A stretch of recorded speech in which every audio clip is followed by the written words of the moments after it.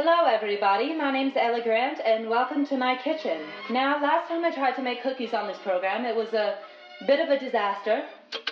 There's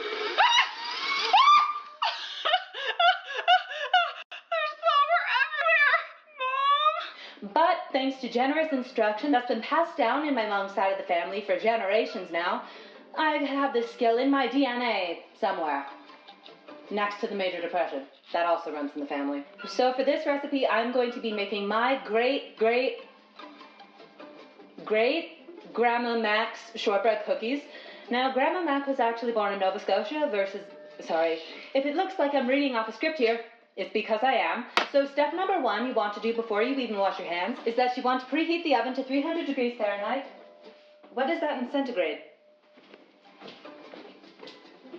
Now, your first thing that you're going to want to do before you even bother washing your hands is you're going to want to preheat your oven to 300 degrees Fahrenheit, also known as 148.9 degrees centigrade. Second step, you're going to want to wash your hands generously with soap and water. Now, for those of you out there that are slightly paranoid about all the pesky amoebas that might be lurking in your unleaded tap water, I recommend giving your hands 5 generous spritzes with DDT before you handle any raw materials. Alright, now that that's out of the way, time to begin the recipe. Now let's go over our ingredients. We have 1 packed cup of demerara sugar, 1 pound of salted butter, and 4.5 cups of unsifted white flour. Now don't worry if you're making a bit of a mess with your flour bowl as I did, because let me tell you one thing about this recipe. It's about to get a lot messier, so buckle your seatbelts, sweetie. Now the recipe calls for room temperature butter, but if your butter just got pulled out of the icebox and it's feeling a little bit frozen solid, you can grab a large hair dryer and soften your butter on low heat for 3 minutes. I recommend using a Radicon brand hair dryer. Using real radium, by the time your 3 minutes are up and your butter is reasonably softened, it should be simply radiating buttery goodness. Now, in a large mixing bowl, you're going to want to combine your 1 pound of butter and your 1 packed cup of demerara sugar. Now for this recipe, we are not going to be using our trusty little electric mixer here. You're going to want to go in with your bare hands.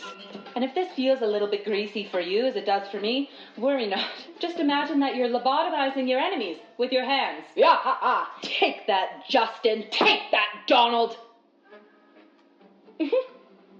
Now the trick with this step is to knead it with your fingers until you feel no more graininess of the sugar. It might take a minute.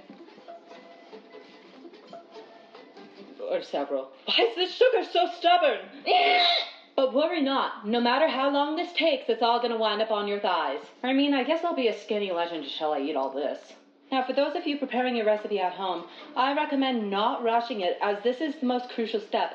The only reason I'm rushing it is because I'm paranoid my camera battery is going to die, so do as I say, not as I do. Alright, now that my butter and sugar are thoroughly mixed, it's time to add the flour, preferably 1 cup at a time, mixing thoroughly between each cup.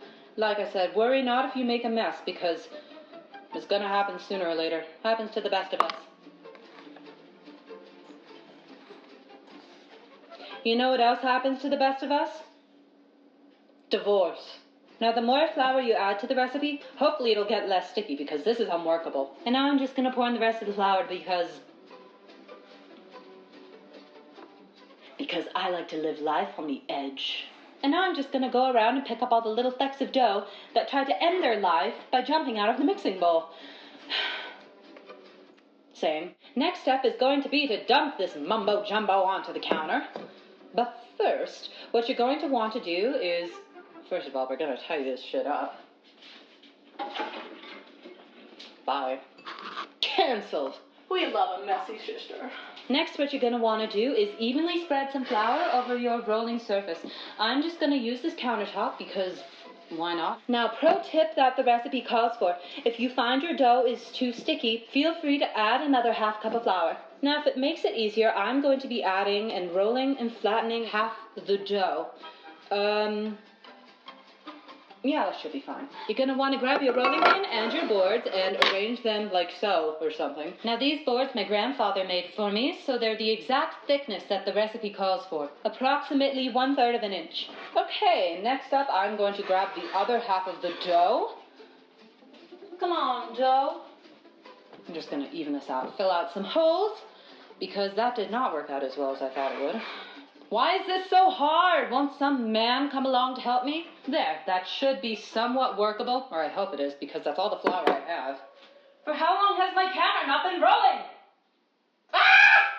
I might need to do some dramatic reenactments and put everything back in post, because my camera died. Continuity? Never heard of her. Sometimes things just don't work out in life. You could be born with autism, major depression, and gender dysphoria. If only I was so lucky. Now that this baking tray is almost full, I am using the rejected dough to roll out the dough or something. This video is why I lost my thigh gap. Just for the record. As enticing as making one giant super cookie may seem, it will not cook evenly, so don't even try it. Oh, why are all my cookies almost as deformed as my life? Now, there are no eggs in this recipe, so if you're just PMSing and having a rough night and want to eat some dough with a spoon, this is your recipe. Now, with your last little bit of unlovable scraps, oh hey, that's my nickname. I'm just gonna cram it in there and make it happen. Whatever, it'll live. Alright, now I'm going to place all my baking sheets in my oven. I'm going to set my timer for 18 minutes, and then I'm going to check if it needs more time. I'll see you then. Now, for some reason, I don't know where on God's green earth my dad keeps his oven mitts, so I'm just going to have to use this decorative toaster cozy. Don't do this at home. Whew.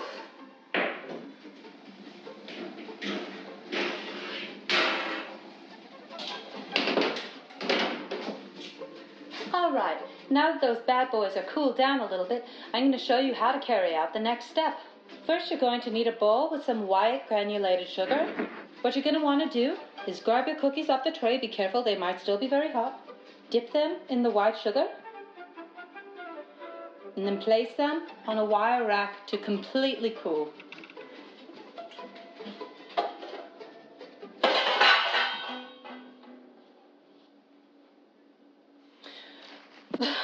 All right, with that last cookie dipped in sugar, that is the final product. Let your cookies cool for a few more minutes and then they will be ready for consumption. Anyways, that is all for this episode. I'll see you next time I decide to upload. Toodles!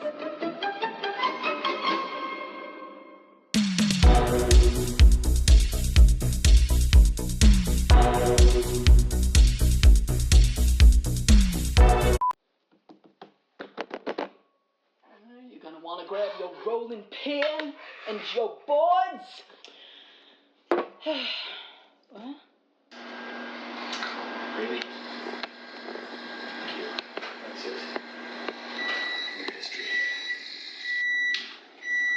Don't take no shit from no plastic man.